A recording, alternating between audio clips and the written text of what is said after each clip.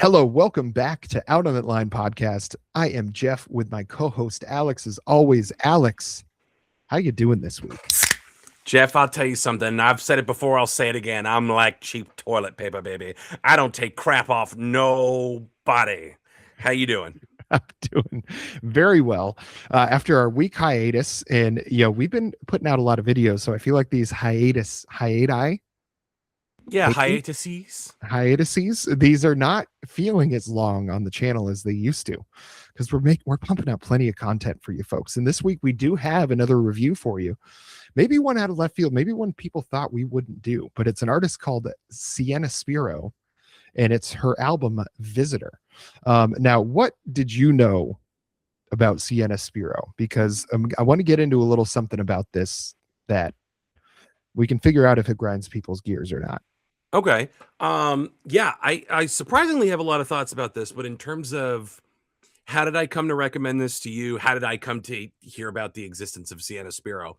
My mom, of all people, was listening to Sirius in her car and was like, "Do you know who Sienna?" She thought it was Olivia Dean at first. Mm-hmm. And then she was like, "Oh, but then it's this girl called Sienna Spiro. Do you know her? Have you ever heard her?" It's like, "Nah, Mom, I can't say that I have." Well, you should talk about her on your show, on your podcast. I said, "Mom, have you ever listened to the podcast?" No. So, Mom of the pod has some takes, but doesn't listen to the show.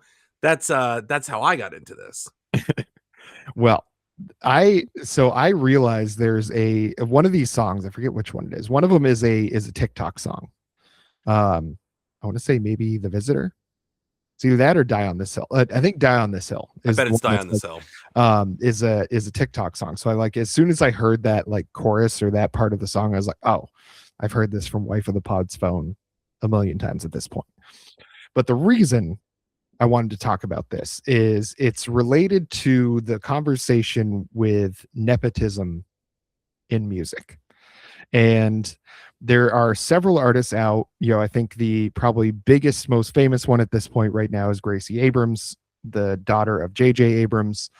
There's also this kind of like country artist. It doesn't even really sound like country, but it's this artist called Stella Lefty, whose dad is like a billionaire CEO or like part founder of, I think, Airbnb or Shake Shack or something like that, like some huge massive company, right?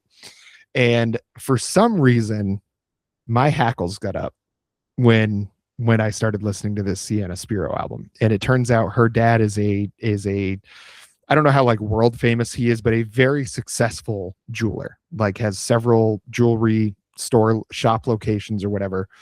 So what I've realized is that she grew up in a very privileged environment, just like these other artists that I mentioned. And I'm sure there's other like male artists, Julian Casablancas, a great example from the Strokes of somebody.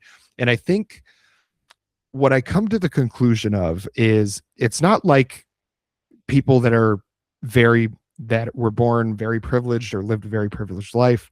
It's not like they can't be talented, right? Because Sienna Spiro absolutely has talent. Like, as you listen to this album, there is a lot of vocal talent there. What I struggle to really want to sink my teeth into with artists like this, though, and why I struggle to sink my teeth into artists like this is because art, to me, it doesn't have to come from struggle, right? But it has to come from something real. And and some of my favorite art came from people that came from nothing, or at least came from something, where it was either they made it with art or they didn't make it at all. Like, they didn't have a fallback plan. And while you can be talented and you can write good songs as a privileged person, it takes, I guess, a little bit of the wind out of the sails for me when I know that you had all the time in the world. You had all the access to the producers, to the fellow songwriters, to the studio time, to the best instruments. And really what it comes down to is you had access to time. You had the access to being able to devote that time to your craft, to be able to devote that time to your social media, to like get it out there. And you also had access to the time of the people that could help you like propagate these things, right? And again, not saying that you don't deserve to be successful just because you grew up in that environment. It's just, how many artists are we going to have like a Bruce Springsteen, who grew up in a what would be considered, I guess now, like probably a lower class environment, in that time probably considered a middle class environment, like fairly, from what I understand, a fairly stable situation, but it's not like they were super rich. And he struggled for a long time, did not have money. He was sleeping in a surfboard shop for a while trying to make some of these albums. So it's, I guess I struggle a lot with listening to this art of people that I know had the time to make it and had all the access in the world to everything they ever needed to make this happen. And the big part of that is, if you have all this time, you have all this access, you have all this privilege, you better bring it. It better be real good. With the access to those kind of resources and unlimited time, and like her dad, he's like jeweler to the stars. Mhm. He's made shit for Beyonce. Same deal with the director Emerald Fennell. She directed Saltburn and Wuthering Heights, which I thought were two of the most like boring, overhyped movies I've ever seen. Yeah. So I go digging into that, and I'm like, yeah, okay, of course, Theo Fennell, super duper wealthy jeweler to the stars. And, same thing with J.J. Abrams and Gracie Abrams. You want to help your kid, that's nice. Give them a leg up if you can. You have some people like Nicolas Cage, who's like, I'm going to change my name and I'm a Coppola, but I'm going to try to do this on my own merit. But the truth in the matter is, if he ran into a buzzsaw at one point, he could always be like, did I mention I'm a Coppola? And Mhm. also, like, did Francis Ford Coppola ever like pull some strings behind the scenes? Yeah, and Or how many people didn't know that he how was? many people didn't know? Yeah. Right. So whether or not it was actually the Prince and the Pauper or whatnot, I agree with you that being a Nepo baby doesn't necessarily mean you're untalented or undeserving or anything like that. But I think if there's financial and existential pressure on a Bruce Springsteen or a Charlie Crockett to like make your dreams come true, like I got one shot and I got to take it, and luck is where preparation meets talent or whatever. If there's that kind of pressure, someone who has unlimited resources, there's a lot of pressure on you to like make that work. Mhm. And I would say in this instance, Sienna Spiro has a really good voice. And I think it's going to get better. She's only 20 years old. It's going to get better the more she works on it and the more she develops. But I think this album was a fucking popcorn fart. It stinks of industry plant. It stinks of nepotism. It is not good enough to beat the allegations to me. And I would have to, I probably am not that harsh on it, but I also am not going to defend it, really. Like, I'm not going to try to convince you that you're wrong about it. I think the other thing is, with the Nepo baby conversation is, Taylor Swift, another big example. I think a lot of people try to make it sound like she came from these like really humble beginnings and all this stuff, but I'm pretty sure her dad put up like $300,000 or something like that to buy into the record label to like get her on in the first place. And all of her songs are about relationships, because I think when you have artists that have struggled, there's struggles all over the place in life, and they have a wealth of things to write about, and a wealth of hurt to write about. And I think when everything else in your life is taken care of, and this is not to say like their family dynamics are perfect or that they don't have any other struggles, but it just seems like most of these things that get written about by these kids that have everything else kind of handed to them, the only struggle they have is relationships. And it becomes a very one note sort of situation. I think Taylor Swift is a classic example of that. Is there's maybe a song or two on any given album that are not about somebody that's wronged her in a relationship, or somebody that didn't believe in her or whatever, but I think the thing is that there was always a fallback for them, that if this didn't work for them, they were going to be just fine. She could have gone into the family business and been just fine. And while there were some spots on this album where, again, like her voice, I think is excellent. I think if there was a better songwriting team, and she had a big songwriting team for this one, it's like 7 or 8 credited writers on this album. If there was a better songwriting team, I think her voice can carry a really good song. I don't think that is out of the realm of possibility. And she's also only 20. Like, there's plenty of time to get this figured out. But does she stick with it? Like, if this doesn't go off the way that she wanted it to, and she had a TikTok hit, so I'm sure she's, had plenty of success already or considered it very successful. It's just hard to listen to an album like this and really feel anything for it. You know what I mean? I feel like there is a lot of people that have not dove deep into a lot of different styles of music, that this sort of thing is going to speak to them. That I think these really surface level observations about life and relationships is going to be something that they really latch onto. And I think this is the sort of thing that becomes really popular because it's so generic, because it doesn't have an extremely personal situation. Like, maybe these are all personal situations. Again, I'm not trying to like tell tales out of school here with trying to talk about her life experience or how easy or hard it might have been or might have not been. But when you listen to these songs, it's hard to really feel any of the heartbreak or anything like that she's trying to convey. And I think that's a big problem, especially when you have a voice as good as that. That is a voice that can be very expressive. It's like I think I saw her compared to like Amy Winehouse, or, it has that sort of old school feel. It's got some a little bit of gravel to it. Like, it's a really cool voice. And I think it just doesn't really land because, one, I think a lot of the songs are very samey, I think is a big issue. I think the strongest parts of this are when it goes into this weird, like, hip hop fusion-y kind of thing, but that only happens a couple times on the album. And it's hard for me. Again, I guess I'll keep going back to this Nepo Baby thing. After knowing that about her and getting this album, I'm just like, it just doesn't land for me.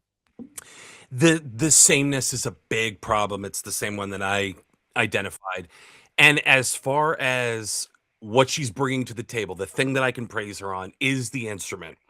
Again, she's young. There's a lot of road left if she chooses to like take a hands-on approach to developing it, because right now it is a little Timu Adele, like Timu baby Adele. There are a lot of people who I think hyperbolically and like is the hype machine part of the industry plant thing, who are rushing to be like to crown her the next Adele. Mm-hmm. And you hear hints of it, and you hear hints of Amy Winehouse, or going back further like Nina Simone. I think she's doing something similar to what Olivia Dean is doing, but Olivia Dean is light years ahead in terms of the songwriting, the personality. It suits her. This very much smacks of a 20-year-old's first time at bat, which is not a bad thing. And that, like, I don't mean to like count that against her. And none of this is a judgment on her as a person. It's not like, yeah, she's a terrible bitch. Like, it's nothing like that. But like judging this album and judging her talent on its merits, the songwriting is not there. Falling into a lot of every song sounds like it's supposed to be Skyfall. Mm-hmm. Everything is trying to be a Bond theme done by Adele. And she falls into the trap of cursive singing is a big one. Where, quiz mice, I know where, like, there's too much of that cursive singing bullshit. And I think having one gear with sustaining these high notes that are kind of impressive to hit and never really going anywhere else, just staying right here over and over and over and over. Like, it became very obvious and very grating to a certain point. So you've got a good instrument that's only going to get better if she puts in the work. But unfortunately, it's wasted on paper thin material, just like very, very basic songwriting. And then the lyricism, it's just not there. I mean, the most interesting thing she has is interesting because it's disgusting. And it's the song that's like, oh, I fell in love with a man twice my age. Mhm. And I think the line is something like, a child never feels so seen as when she's chosen. And I'm like, what the fuck? Yeah. Like, that's some weird Epstein class shit. And it just, if you're going to do something like that, I mean, that's again, like I invoke Epstein. That's pretty serious. Like, statutory grape, we'll say, so we don't get demonetized. It's a pretty serious accusation. I mean, if you're referring to yourself as a child, ostensibly this took place before you were 20. So, if it's, a 20-year-old and a 40-year-old that's May December, you can call the gap problematic, but at least we're all consenting adults here. Mhm. But you're referring to yourself as a child. You're introducing a problematic concept, and it is not handled with any depth or any deftness. It is very surface level. I think the thought was, well, this will be audacious. Mhm. This will catch people by surprise. This is mature subject matter, and it does not land. Talking about things like that, you have to have a perspective and a deft touch, and this just does not have it. And it exposes, I think it's exemplary of the weaknesses on this album, which is no original point of view, nothing interesting to offer, and no variety in the songwriting. Yeah, and I think, and I wonder if it's like this song. I don't know if it's a songwriting team or they're all separate people that came together on this, but it's like I'm gonna read off. Let's see on the album for the writers. There is 1, 2, 3, 4, 5, 6, 7, 8, 9, 10 writers, including her. And I wonder if a lot of them saw, oh, here's a meal ticket. Like for sure, this album's getting made, and it's got this TikTok hit. But my thing is like, so if you're as in a situation like she is, where like your music career is not going to matter for how successful you are in life, like it could help if like she's clearly got a great voice. Like, why try so hard to make this music that is clearly meant to be this like really popular pop, this really generic stuff that's just meant to have this broad mass appeal? Like, if you really love music, if you really love that, you're in a situation where you could do some really interesting things, knowing that it doesn't have to be super commercially successful. Like, if it's just about being an artist, like be an artist, do something interesting. Like, you've got the voice for it. You for sure have the voice for it. Like, do something more interesting than this, because you're not going to be Adele. Like, I think Adele did not come from the same sort of situation. I think her songwriting team is really just her and the one guy that really had that created all their success through her first couple albums. It's not a massive team that probably didn't know her very well to know what kind of songs to write for her. That's the other difference. Is you look at someone like Olivia Rodrigo that has a songwriting partner, but somebody that I assume like knows her pretty well and knows what kind of songs really work for her. And I think Olivia Rodrigo is always kind of meant to be very commercially successful because she already was pretty famous as like a child actress and all this. Like, it was pretty anticipated when she came out with that first album, and Driver's License exploded when she came out with that song. But the difference is, I think with Olivia Rodrigo, is those songs were written for her and kind of gave her something that she could relate to. So when she sang them, you felt it. Like, it, maybe she didn't write every single word of it, but it was her song.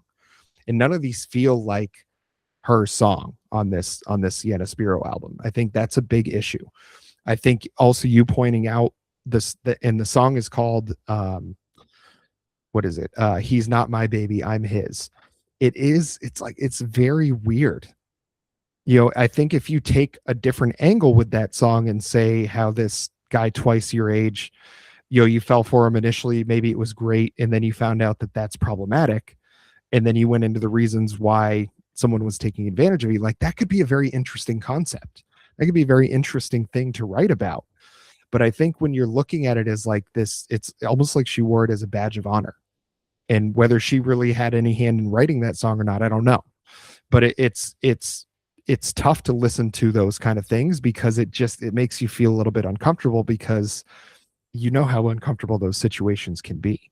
And with all the advantages that she has, like that's exactly the kind of world where you think that kind of stuff happens. And given the state of the world right now, is like, was putting that song on the album really a good idea?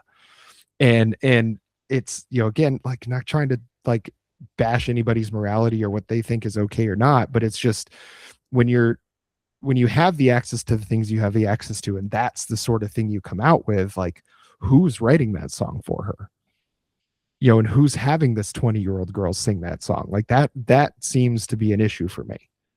Well, and to that end, I'm looking at the writers on that song specifically. So you have Sienna Spiro, you have another woman named Lucy Healy, but it's spearheaded by a guy named Emil Haney, who, to my understanding, works. I think he's got 2 Grammys from working with Adele. Yeah, for Record of the Year for Hello and Album of the Year for 25. So there's your Adele collaborator, and there's your Adele cachet. However, you know, he's on, I think, like a handful of songs here, maybe 2 of them. One of them being, you know, he's not heavy, he's my older boyfriend, or whatever it's called. He's not my baby, I'm his. So your lead writer on that is a 29-year-old male, and it speaks to a big problem when I look at the writing team on this. It's a lot of older men, and I'm not accusing them of being predatory. That is not my point. My point is there was one guy on here who is so fucking old that he literally just died like 2 weeks ago. 74 years old, Arif Mardin. He is one of the credited writers on this, and he is so old he is dead. So you have older men who are writing for this 20-year-old girl, and I'm like, this is why there's like it's totally incongruous. And like, I understand the kind of music that she's trying to make, this kind of like symphonic pop. You would want to work with someone who maybe, you know, I used to rub elbows with Al Green. Like, Mhm. maybe you want that stroke and you want that expertise. But I think that goes as far as like the sound that you want. That person's input is valuable in terms of like composition and arrangement, but in terms of the lyricism and the actual like writing, it ain't it. You can't, it's like these movies you get where you have like 58-year-old men writing dialogue for Gen Z. We're almost getting to Gen Alpha for young Gen Z teens in rom-coms. And it's like you have no concept of who these kids are and what they're into and how they speak. And it's very obvious. And you know, conversely, you could be like, well, you know, we're dealing with someone who's precocious. She's wise beyond her years, but you don't get that either. Mm-mm. It's not a rich songwriting or a rich lyricism that would suggest Olivia Rodrigo is wise beyond her years. And she's not stunting on anyone to prove it. It's just evident there is a maturity and a depth to the songwriting, to the lyricism, to the songwriting itself, while still being a young woman and having fun. She really threads that needle really, really well. And here it smacks of exactly what it is, which is a bunch of older dudes writing, let's be honest, kind of like unfashionable music for a 20-year-old girl whose voice is suited to it. And those are the artists that she's into. Bless her heart. That's great. But none of these elements came together to make something new and exciting. Like I said, Olivia Dean is doing the same thing, but 1,000 times better. Mhm. There's not a unique perspective. There's not any kind of personality or emotional depth. This is the kind of stuff I'm not personally pissed off that it's industry plant or Nepo baby or both or what have you. But when someone levies those accusations, this is the kind of stuff they're talking about, Mhm. where it just comes across as another example. Like Rebecca Black, her parents paid for studio time with a producer on a much smaller scale. Yeah. like they had money to throw around to be like, we're going to do a video and someone's going to write you the song. And it was like a full service production thing. It wasn't like, we're going to set you up with Questlove and he's going to make you a Yeah. star. It was a full service production team type thing that they did for fun and ostensibly like, can she make a career off this? And you know what? She did. Hmm. And her music has actually gotten a lot better. She's stuck Yeah. with it and put in the work. Good for her. She is someone that has like been through this process on a much smaller scale and made chicken salad out of chicken shit.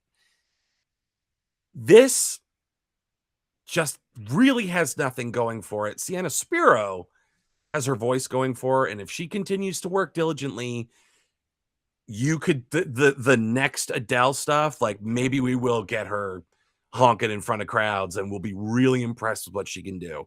But she's going to have to put in that work. She cannot rest on her laurels because none of the rest of this is good enough to support it. No, and I think trying to be the next Adele or whatever, it's like you're trying to force it. Be the next you. Like it's like wherever you came from, you got a great voice. Whether you were the poorest person in America or one of the the daughter of a jeweler in England, like you got a fantastic knockout voice, like a very interesting voice. It's got that gravel to it. She can hit those notes. That's the thing that's a little frustrating about this, is that it's just such a fart in the wind. And you have, and again, I'm going to point out the song "This Is My House," where she's got lyrics like, "Come into my kitchen, I built it with my bare hands." It's like, no, you didn't. I bled into the foundation. I'll be here till I'm cremated. You didn't bleed into that foundation. It's like, Lord, you can take me, but you can't take my house. It's like, well, you probably have several of them. So it's just, that's the sort of thing where, Adele felt very authentic with that music that she made. Like, and it was a very interesting take. Like, there hadn't been somebody sounding like that yet. Now there has been somebody that sounds like that. And now this sounds like a copy, in a pretty flat one at that. And I think if you truly want to be taken seriously as an artist, not that my opinion is going to matter to her whatsoever, but if you truly, and this could go for anybody that happens to be a Nepo baby listening to this podcast, if you truly want to be taken seriously as an artist, be an artist. Like, there are things I know that you struggle with. Find an interesting way to write about them. Don't try to be somebody else or see a lane that someone else has taken and try to swim in the wake of somebody else. Like, you have the resources and the access to do something new. And it's like, there have been, I'm sure, plenty of artists that I listen to that I don't even realize are Nepo babies. But because they did something new and something interesting, they've established themselves on their own, and nobody talks about how they got started so easily. And I think if you're only 20, like, if you put in the work to do that, I think you can do that. And I think with the voice that you have, and maybe the backlash that she gets from this, because I'm pretty sure we're not the only ones that are saying these things about this album, like, with maybe the backlash that you get from this, the same thing with, like, Rebecca Black was kind of a cool example that you gave, because she did stick with music, but I think the backlash of Friday getting made fun of the way that it did, and like the fact that people took it, like, made fun of it so much when it was clearly just like a kids bop pop song. It's like there was nothing controversial about it. It was like clearly just like a young teenage girl, like,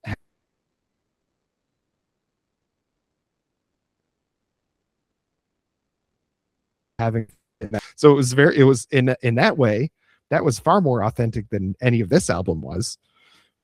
And like the stuff that Rebecca Black is making now is absolutely nothing like Friday was. I think if you're a young teenage girl, like, Rebecca Black is probably not the artist that your parents want you paying attention to these days. But it's a good example of, like, you took what many people would consider like somebody trying to hand it to you on a silver platter, and you made it your own. You became an artist. You became somebody that people are now taking seriously as a musician, as a creator. Like, you have all the runway in the world to do it. Do it.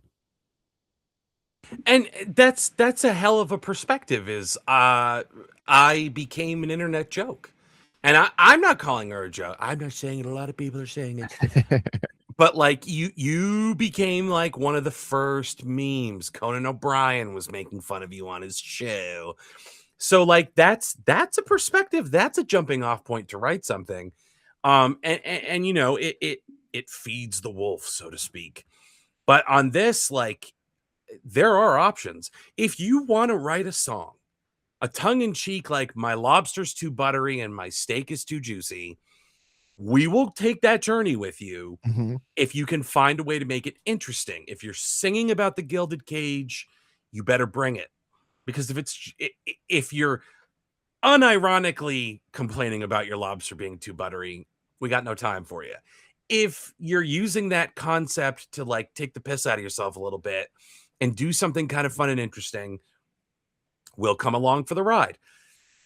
I just think that it's like you said, and like we've been saying this whole time, is this is a difficult album to really evaluate in depth because it's the same song over and over and over again. It's bereft of opinions, it's bereft of experience. It was created in a lab, it's pretty obvious. And I would also say that despite her having a pretty strong natural instrument, we are hearing it in its raw form. If she's had instruction, there is still road for her to cover because there are parts where you're like, you barely hit that note. Mhm. And you're kind of flirting with being flat. You're flat tooth decay. Like you're flirting with some bad technique here, which can be interesting. Cameron Winter sounds like he's fucking sitting on a dryer with a mouthful of Yeah. Novocaine, but it works. You have a really pure instrument, Sienna Spiro. Work it, and maybe step out of your box and work with some weird people. Like you clearly have the resources. Now you have this album. You got a little bit of pull. I think that the test is going to be, can she go up from here? Can she because this is not a critical darling. This is a pretty like, 50% score for people. Can you go up from here? Or are you gonna Benson Boone this shit and just rely on your gimmick and continue to mail it in, and then you will fizzle because all the resources and all the push can only get you so far before people are just like, you didn't get better, you're not giving me anything new. I should give this a 3 out of 10. I'll give it a 4 out of 10 so she has one to grow on because again, the instrument could take her far. She's got the vocal talent. Now she's got to figure out something better to do with it. So it should be a 3 out of 10. I'll give it a 4 out of 10. So she's got one to grow on. Well, I will steal your 3 out of 10 and give it the 3 out of 10 because that's exactly where I felt like there was about three things I enjoyed on this album versus the 10 I should have, is kind of how I see it. And it's, again, I feel like we absolutely bashed this, but hopefully, I don't know, obviously I doubt she ever hears it, but hopefully anybody that does hear this that is in the same situation that she is, like, if you have some talent, find a way to do something interesting with it. Don't copy somebody else. Don't do, and if that's completely fulfilling for her, then fine. But you're going to keep getting 3 out of 10s. You're going to, like, nobody, it's going to get to a point where nobody cares. Like, you might put out these albums, but you're not going to fill up any shows. And I think that is the real, like, mark of an artist, is like, are people actually coming out to see you play these things, or is this popular just because you had the machine behind it to make it popular? Are you going to sell 5 nights at Fenway like Noah Khan did, or are you going to have to downsize venues like what's her Lily, what's like Lily Allen? It's like, and I think the thing is like, do something interesting, do something that people find interesting, whether it's super commercially successful or not. Honestly, for you doesn't matter, because like you're good. Like, the rest of your life is good. Like, do something that is truly fulfilling, because this could not have been. Yeah, and I guess I'm reminded of the line from Caddyshack. You want to lose your jobs, you want to be replaced by golf carts, just keep it up.